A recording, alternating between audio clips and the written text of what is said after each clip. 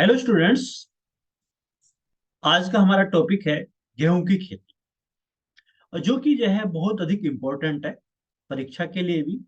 और जो आपके जो है सर्विस वाले एग्जाम हैं, या आगे जो है बीएससी एजी के लिए प्रवेश परीक्षा है, उसके लिए भी जो है बहुत ही अधिक इम्पोर्टेंट है। तो यदि आपने अभी तक अपने इस चैनल को सब्सक्राइब नहीं किया है, तो सबसे पहले आप सब्सक्राइब कर लीजिए। तो स्टार्ट करते हैं गेहूं की खेती,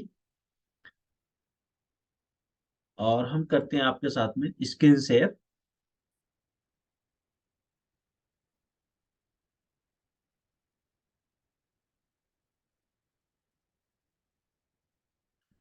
ओके। तो गेहूं की खेती, तो सबसे पहले हम जाते हैं गेहूं के जो है गेहूं का वानस्पतिक नाम। तो गेहूं का जो है ट्रिटिकम एस्टिवम इसका वानस्पतिक नाम है।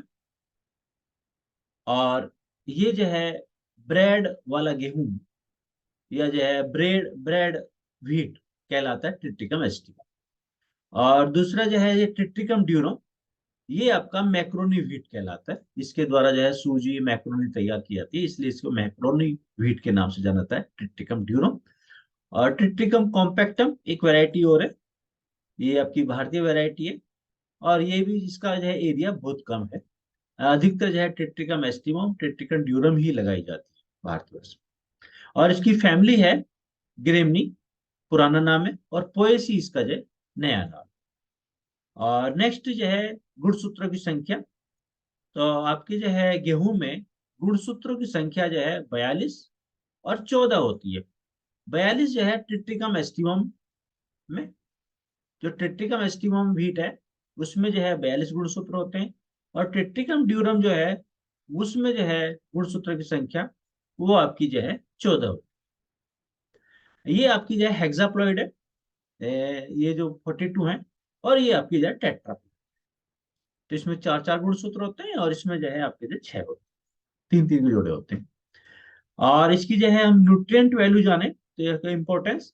तो गेहूं में जो है जो कार्बोहाइड्रेट की मात्रा है वो 70 से लेके 72%। जो प्रोटीन है वो 11% होती है, लेकिन जो है 9 से लेके 15% तक पाई जाती है। और जो वसा है वो 1.5 से 2% होती है। और जो इसमें विटामिन है, विटामिन B1, B2, B6 और विटामिन ई।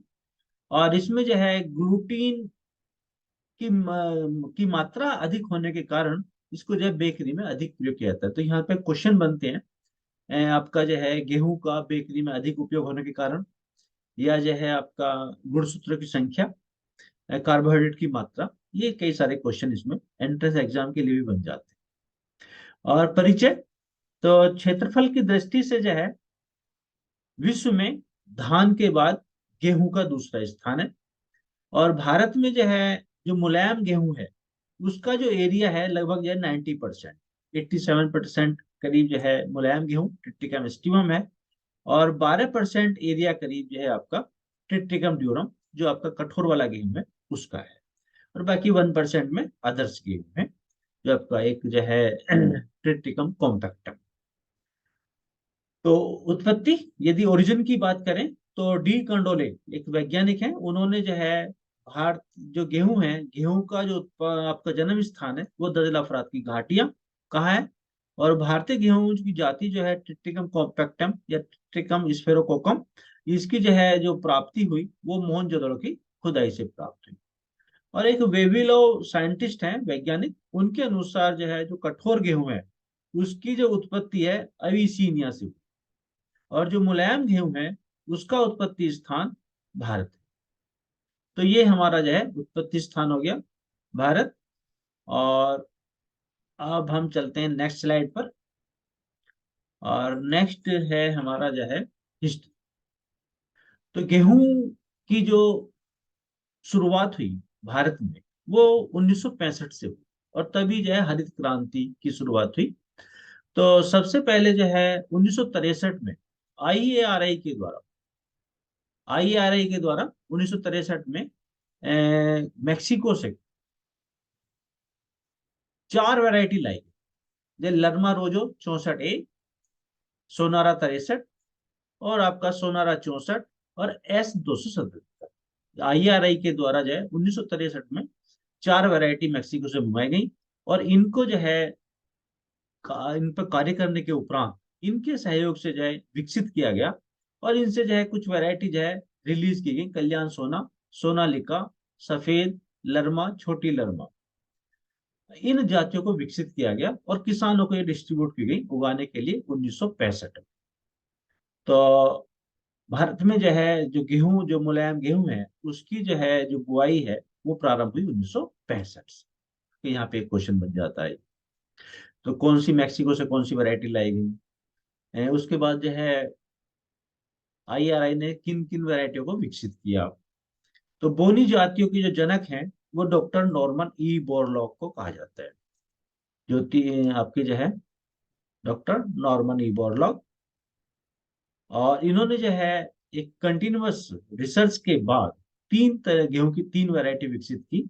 एक जीन वाली, जिनकी लंबाई 110 से 120 सेंटीमीटर, द्विजीनी, जिनकी लंबाई 100 से 110 सेंटीमीटर, और त्रिजीनी, जिनकी लंबाई जो है 70 से 90 सेंटीमीटर। तो भारत में जो है आपका जो है बोनी जातियां ही प्रचलित हैं, और अब जो है द्विजीनी और त्रिजीनी वैरायटी प्रजातियां अधिक लगाई जा रही हैं। अब हम बात करते हैं क्षेत्रफल की।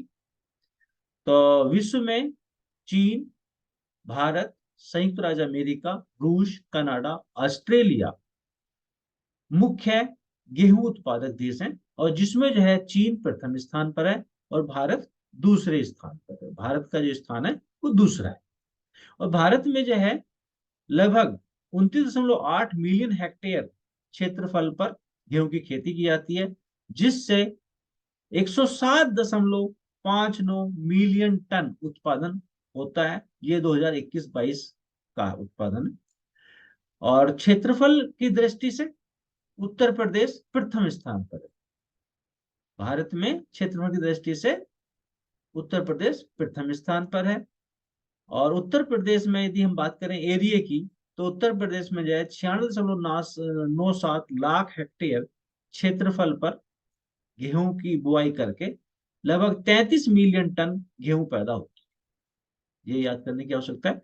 उत्तर प्रदेश में गेहूं की उत्पादकता 31.13 कुंतल प्रति हेक्टेयर है, जबकि पंजाब की उपज 43.63 कुंतल प्रति हेक्टेयर है। तो क्षेत्रफल की दृष्टि से उत्तर प्रदेश प्रथम स्थान पर है, और उत्पादकता की दृष्टि से पंजाब प्रथम स्थान पर है। तो ये हमारी बात हुई क्षेत्रफल की और इतिहास की। और नेक्स्ट हम बात करते हैं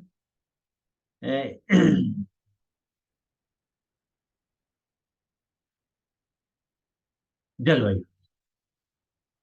तो गेहूं की जलवायु, तो गेहूं की जलवायु के लिए जो टेम्परेचर है, उचित तापक्रम, वो जो है 20 से 22 डिग्री सेल्सियस की आवश्यकता पड़ती है, ऑप्टिमम टेम्परेचर। और फसल पकने के लिए जो है 25 डिग्री सेल्सियस।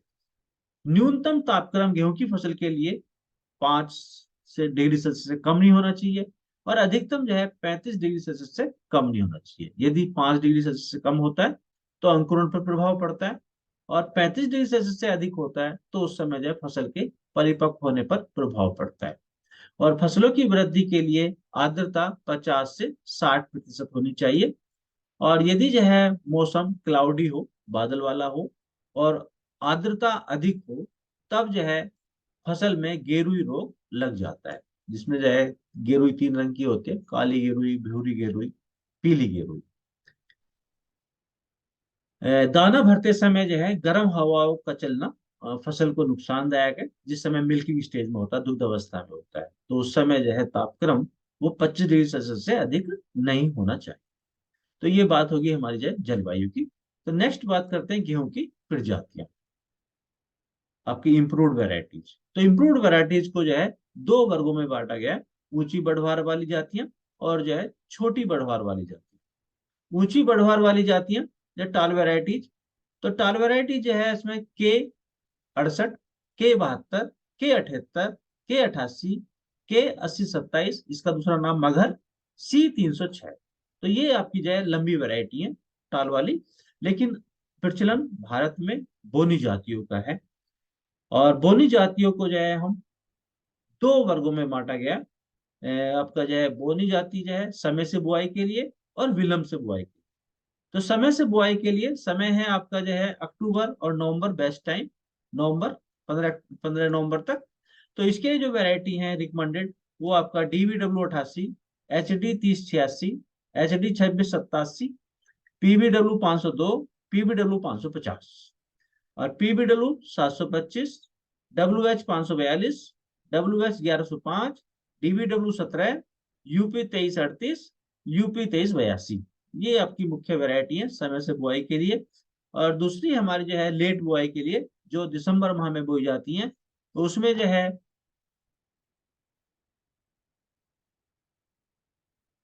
PBW 677,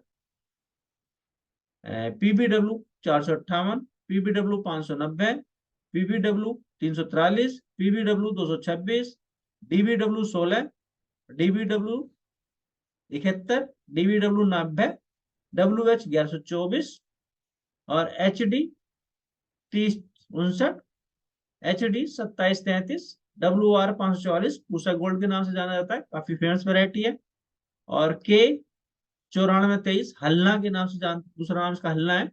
और K 9533 नैना के नाम से। और राजस्थान की वैरायटी है राज 3765 और UP 2565। तो जो यूपी की वैरायटी है वो आपके जो है यूपी द्वारा रिलीज की गई है पंतनगर से। और जो ऐसिचित दशाओं के लिए वैरायटी है, उसमें जो है सुजाता 306, जहाँ पे जो है पानी की सुविधाएं कम है। PBW 175, K 78, K 8027 Maghar, K 9465 Gomti और PDW 233 ड्यूरम और UP 2338। तो ये जो है कुछ वैरायटी है, मुख्य मुख्य वैरायटी। इस बीच में हम जान लेते हैं तो गेहूं का अनुसंधान केंद्र, तो Indian institute of wheat and barley research, वो करनाल में है, हरियाणा। ये कभी कभी एग्जाम में आ जाता है। तो नेक्स्ट स्लाइड पे चलते हैं, PPT पे। और यदि इस बीच में आपने अपने इस चैनल को सब्सक्राइब नहीं किया तो सब्सक्राइब कर लीजिए पहले। तो नेक्स्ट है सॉयल, मिट्टी। तो मिट्टी जो है गेहूं की फसल के लिए सर्वोत्तम जो है दोमट मिट्टी सर्वोत्तम होती है, सबसे सर्वोत्तम। लेकिन जो है यूपी में जो है जलोढ़ मिट्टी, एलुवियल सॉयल अधिक है। क्योंकि जो है जलोढ़ मिट्टी जो है जो आपकी जो है गंगा रिवर है उसके किनारे पे पाई जाती है। और जो गेहूं की फसल के लिए सबसे अधिक गेहूं अधिक उपजाऊ, अधिक अच्छा उर्वर मिट्टी है गेहूं के लिए। तो भूमि का उपचार, भूमि में जो है कुछ जो है दीमक गुंजिया यदि हैं तो उनके लिए जो है किसी भी जो है लिंडेन धूल या किसी भी जो है धूल के द्वारा जो है भूमि को उपचारित कर लेते हैं 25 से 30 किलोग्राम प्रति हेक्टेयर। जब खेत की जुताई कर रहे हैं, अंतिम जुताई से पूर्व इसका बुरकाव करके जुताई कर देते हैं। खेत की तैयारी, खरीफ की फसलों की कटाई के बाद रूटावेटर चलाकर मिट्टी को भुरभुरी बना लेते हैं। तो ऊपरी वाली जो है करीब 5 से 8 सेंटीमीटर गहराई तक जो है मिट्टी भुरभुरी संचार युक्त, वायु संचार जिसमें अच्छा हो, बना लेते हैं। और इसका जो है इस बार शून्य भू प्रस्करण यंत्र, आपका जो है एक जो है जीरो टिलेज सीड ड्रिल होता है, जिससे जो है सीधी बुआई कर सकते हैं गेहूं की फसल की। तो नेक्स्ट जो है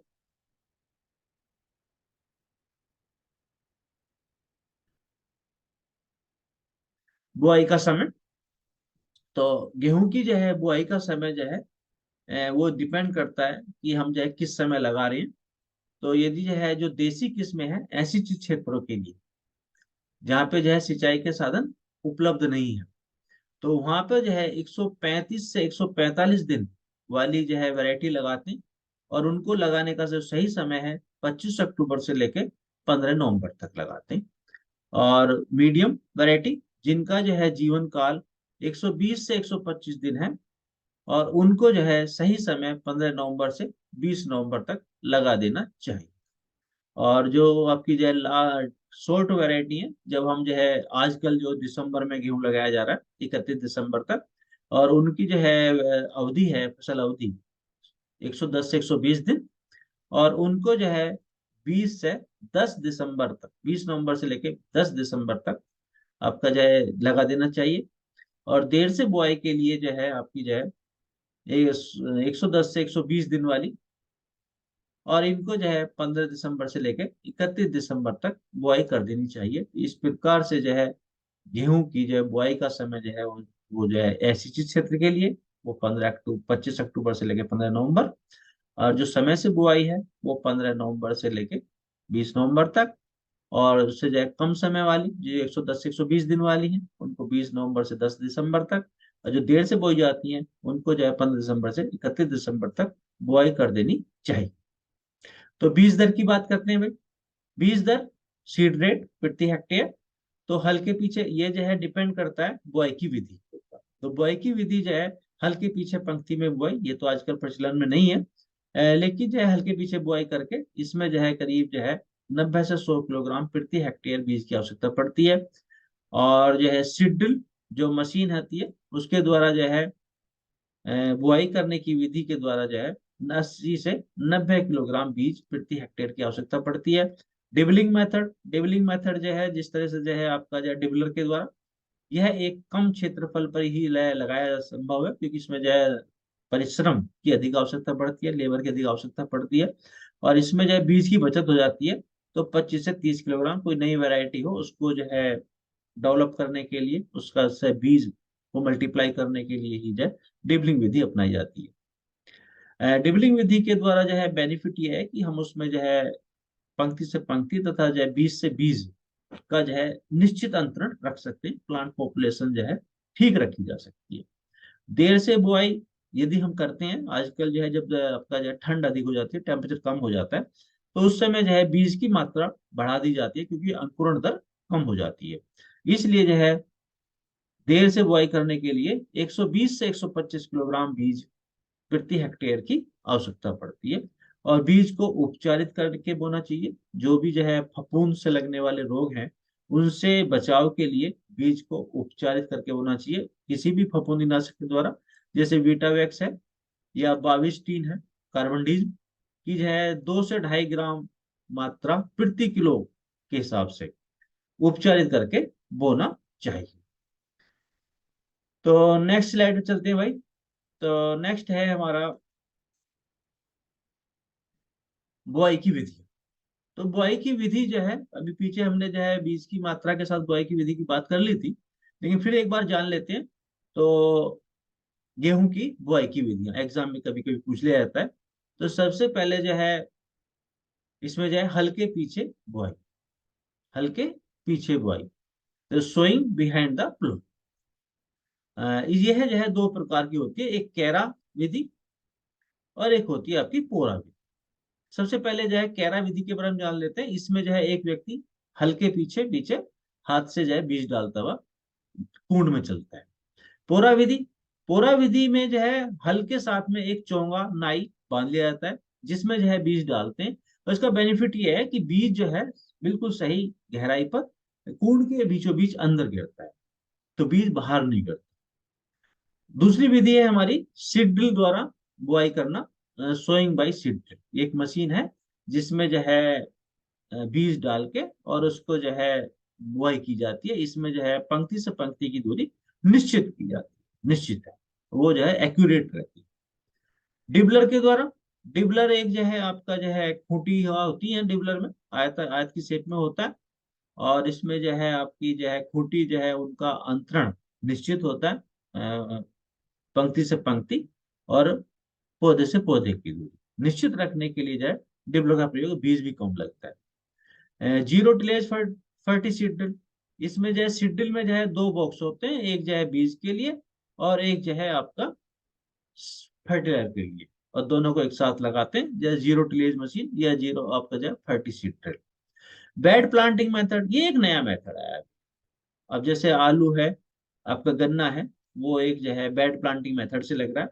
इसमें जो है बेड करीब जो है 70 सेंटीमीटर चौड़ी होती है, और इस पे जो है 2 से 3 पंक्तियां गेहूं की लगती हैं, और फिर उसके बाद में जो है 30 सेंटीमीटर चौड़ी नाली लगती है, और उस नाली में जो है किनारे पे जो है कोई दूसरी सह फसली खेती की जा सकती है। और इसके लिए अब अंतरण की बात लेते हैं, स्पेसिंग। स्पेसिंग जो है गेहूं की फसल के लिए जो है 20 गुणा 5 सेंटीमीटर रखना चाहिए। बीज की गहराई, तो कितनी गहराई पे बीज बोना चाहिए? जब हम समय से बुआई करते हैं तो उस समय जो है बीज की जो गहराई है वो 5 सेंटीमीटर रखनी चाहिए, और आजकल जैसे जैसे ठंड कम है तो उस समय की दशा में जो है करीब 3 से 4 सेंटीमीटर गहराई पर बीज को बोना चाहिए। तो नेक्स्ट बात करते हैं भाई खाद एवं उर्वरक। तो खाद एवं उर्वरक देसी जातियों के लिए, बोनी जातियों के लिए। देसी तो अब लगती नहीं है भाई, बोनी लगती है सब। तो सबसे पहले जो देसी की बात कर लेते हैं। देसी में जो है आपकी जो है उनका ड्यूरेशन भी अधिक होता है। तो देसी जातियों के लिए जो है सिंचित क्षेत्र के लिए जो है नाइट्रोजन की मात्रा जो है वो आपका 60 kilogram, nitrogen 60 kilogram, phosphorus 30 kilogram, potash 30 kilogram. और असिंचित क्षेत्र, जहाँ पे जो है सिंचाई के साधन उपलब्ध नहीं है, उन क्षेत्रों में जो है उर्वरकों की मात्रा आधी कर दी जाती है। 30 kilogram nitrogen, 15 kilogram phosphorus, 15 kilogram potash. अब बात करते हैं बोनी जातियों की। तो बोनी जातियों में जो है सिंचित क्षेत्र के लिए 120 kilogram nitrogen, phosphorus 60 kilogram, potash 40 kilogram. असिंचित के लिए ये मात्रा आधी कर देते हैं नाइट्रोजन की, तो 120 थी सिंचित के लिए, ये 60 केजी होती है असिंचित के लिए। और फास्फोरस 30 और पोटास 30। तो इस प्रकार से जो है खाद एवं उर्वरक। अब खाद एवं उर्वरक प्रयोग करने की विधि। तो जो भारी खाद है, जो गोबर की खाद है, ये आपका जो है वर्मी कंपोस्ट है। तो भारी खादों को जो है बुआई से 1 माह पूर्व प्रयोग करना चाहिए। जब हम खेत की जुताई कर रहे हैं उसी समय जो है तैयारी करते समय उनको दे देना चाहिए। जो आपकी जो है नाइट्रोजन फास्फोरस पोटास, नाइट्रोजन की आधी मात्रा और फास्फोरस पोटास की पूरी मात्रा बुआई के समय, और शेष नाइट्रोजन की मात्रा 2 बार में खड़ी फसल में। एक तो जो है शिखर जड़ बनते समय, जो क्राउन रूट स्टेज कहते हैं जिसे, और दूसरा जो है आपका लेट जॉइंटिंग स्टेज या गांठ बनते समय प्रयोग करनी चाहिए। तो नेक्स्ट बात करते हैं सिंचाई की। तो सिंचाई ये बड़ा काफी इंपॉर्टेंट है सिंचाई। तो गेहूं की फसल के लिए जो है करीब जो है 5 से 6 सिंचाई की आवश्यकता पड़ती है। और प्रथम सिंचाई जो है बहुत इंपॉर्टेंट है। तो ये जो है सिंचाई की क्रांतिक अवस्थाएं हैं गेहूं की फसल की। और इसमें जो है प्रथम सिंचाई जो है शिखर जड़ बनते समय, और ये स्टेज जो है जिसे जो है आम भाषा में कोरन बुझाना भी कहते हैं, या क्राउन रूट इनिशियन स्टेज। और ये जो है आपकी जो है बुआई के 20 से 25 दिन बाद आती है। यदि इस समय जो है पानी नहीं लग पाता तो पैदावार करीब जो है 30 से 40% पैदावार घट जाती है। तो मोस्ट क्रिटिकल स्टेज है। क्योंकि जो है शिखर जड़ क्या होती है कि जो है जो आपका जो है पौधा होता है, तो पौधे में जो है जो सबसे पहले जड़ निकलती हैं वो आपकी प्राइमरी रूट होती है नीचे। और उसके बाद यहाँ गांठ से जो है जब आपकी जो है टिलर निकलते हैं, तो यहाँ पे से जड़ का विकास होता है जिन्हें जो है शिखर जड़ कहते हैं। और इस समय जो है यदि पानी नहीं लगता तो ये जड़ों का जो है इन जड़ों का विकास नहीं हो पाता। तो इसलिए जो है पौधे जो है कमजोर हो जाता है, और पौधा जो है जोखिम सहन करने की क्षमता उसमें नहीं रहती। न टिलर ही समय से निकल पाते हैं, ऊंचे नीचे निकलते हैं। इसलिए जो है पहली अवस्था जो है सिंचाई की बहुत ही क्रिटिकल आवश्यक है। दूसरी सिंचाई आपकी जो है कल्ले फूटते समय या टिलरिंग स्टेज, वह भी जो है आपकी जो है बुआई के 40 से 45 दिन बाद। और तीसरी सिंचाई गांठ बनते समय या लेट जॉइंटिंग स्टेज कहते हैं, और यह भी जो है बुआई के 60 से 65 दिन बाद। और चौथी सिंचाई फूल आने के समय या फ्लावरिंग स्टेज बोलते हैं जिसे, और यह जो है बुआई के 80 से 85 दिन बाद। पांचवी सिंचाई दुग्धावस्था के समय, मिल्किंग स्टेज, और जिसको जो है आपका जो है बुआई के 100 से 105 दिन बाद। और छठी सिंचाई जो है आपकी जो है दाना पकते समय, आपका जो है डफ स्टेज, और ये जो है आपका जो है बुआई के 120 से 125 दिन बाद। तो ठीक इसी प्रकार जो है आपका प्रत्येक 20 से 25 दिन के अंतराल पर सिंचाई देनी होती है। और इसकी प्रत्येक सिंचाई की एक अवस्था है, उसका एक निश्चित नाम है, ये सभी जो है याद होनी चाहिए। और ये मोस्ट इंपॉर्टेंट है, कभी भी पूछ लिया जाता है। या जो है प्रथम सिंचाई का महत्व, यदि जो है 3 सिंचाई उपलब्ध हो, कौन कौन सी अवस्था में सिंचाई देनी चाहिए, तो ये इसमें से क्वेश्चन बन जाते हैं। तो नेक्स्ट है आपका जो है गेहूं की खेती में जो है प्रथम सिंचाई कम है। तो क्यों महत्व है भाई इसमें, देखिए। तो भूमि की निचली सतह से जल तथा पोषक तत्वों का पौधे उपयोग नहीं कर पाते। यदि जड़ों का विकास नहीं होगा तो नीचे से पौधा जो है जल और पोषक तत्व ग्रहण नहीं कर पाएगा। फसल आगे चलकर गिर जाती है, फसल कमजोर हो जाती है जड़ों का विकास न होने के कारण। पौधों में कल्लों की संख्या कम निकलती है, कल्लों की संख्या कम निकलती है तथा ऊंचे नीचे निकलते हैं। फसल एक साथ नहीं पकती, जब पल्ले नहीं पकेंगे, कल्ले एक साथ नहीं निकलेंगे, तो फसल भी एक साथ नहीं पकेगी। तो इसलिए जो है क्रांतिक अवस्था जो है वो उसका जो है विशेष महत्व है सिंचाई। तो नेक्स्ट है आपका, बात करते हैं निराई गुड़ाई एवं खरपतवार नियंत्रण। तो आपका जो है किसी भी फसल में जो है, फसल के लिए जो है मृदा के कणों के बीच में वायु होना भी आवश्यक है, जिससे जो है बहुत सारी जो है जैविक तथा रासायनिक क्रियाएं मृदा में होती हैं।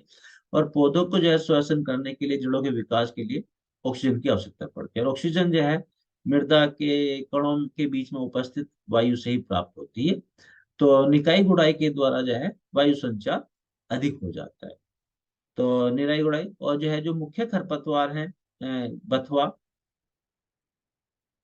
बथुआ, कृष्ण नील, हिरनखुरी, चटरी मटरी, सैंजी, अखरा, गेहूं का मामा, जंगली जेई, प्याजी।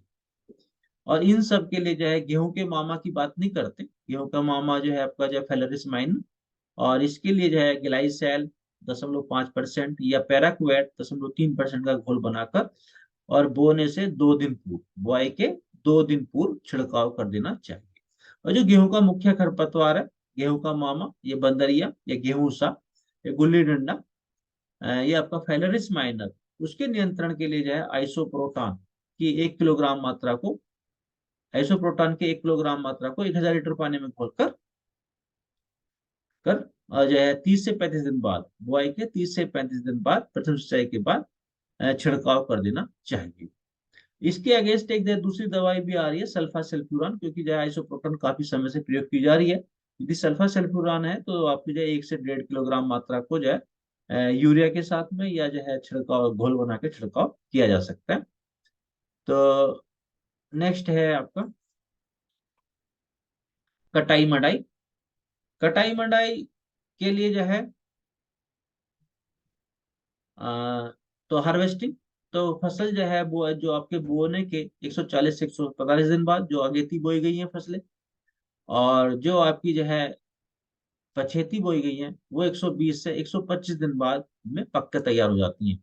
तो जिस समय जो है नमी की मात्रा जो है 20% से अधिक नहीं होनी चाहिए दाने के अंदर, तो उस समय जो है फसल काट लेनी चाहिए।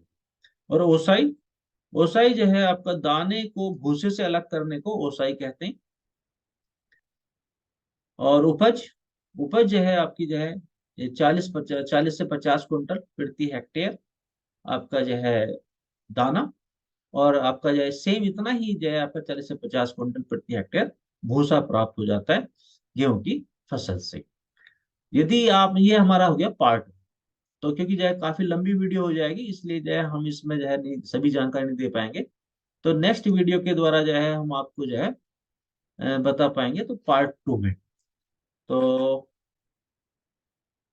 थैंक यू, सभी का बहुत बहुत धन्यवाद। आप सभी ने जो है काफी सहयोग दिया, और हो सकता है कि आप अंत तक बने रहे होंगे। यदि आपने इस चैनल को अभी तक सब्सक्राइब नहीं किया तो सबसे पहले आप सब्सक्राइब कर दीजिए। ओके, धन्यवाद।